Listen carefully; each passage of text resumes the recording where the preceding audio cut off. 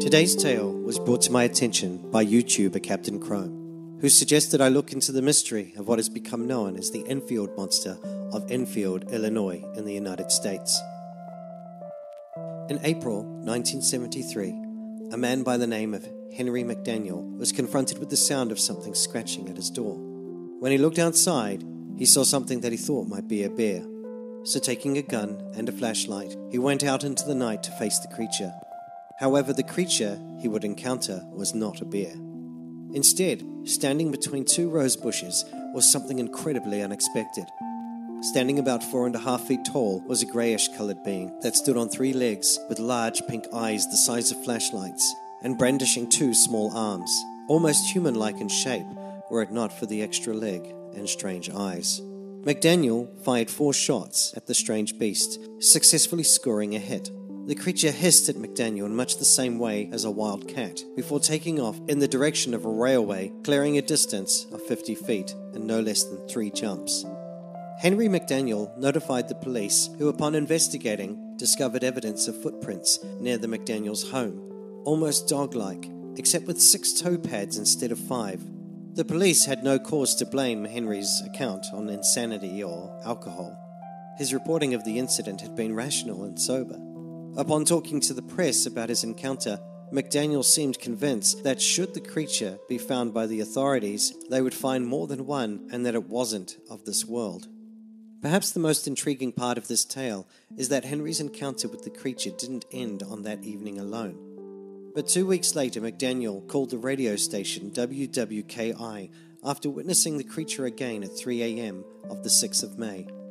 There in the dead of night, 3-legged oddity rambled along the train tracks near the McDaniel home. McDaniel said, "I saw something moving out on the railroad track, and there it stood. I didn't shoot at it or anything. It started down the railroad track. It wasn't in a hurry." This second encounter sparked a search party, which included the radio station's news director. Later that day, they too encountered what they described as an ape-like creature standing in an abandoned building near McDaniel's house. The most disappointing part of the story is that the search party claimed to have recorded the creature's cries, but although investigated by the cryptozoologist Lauren Coleman, the recordings seem to have disappeared from public record. Reports of the creature attracted a flurry of investigators and monster hunters, one group even claiming to have sighted the creature, but the White County Sheriff dismissed these reports, and the 5 would-be monster hunters were charged with hunting violations. The locals of Enfield themselves were becoming concerned that trigger-happy monster hunters might be a threat to the livestock and local community. Perhaps this is why the narrative began to turn towards suggestions of the creature being an escaped kangaroo, which uses its tail when it walks, thus giving the impression of a 3rd leg. However, McDaniel denied the possibility on very good grounds. Henry McDaniel had personal experience with kangaroos while on military service in Australia, and knew all too well the difference between their narrow faces that did not match the creature's large pink-eyed gaze. Another source even suggested that the Enfield monster may have been a wild ape, as such creatures had been reported in the Mississippi area as early as 1941. But what do you think? Was the Enfield monster simply an ape or a kangaroo? Or was it something more mysterious, or in Daniel's words, something from another world? Have you ever experienced anything like this?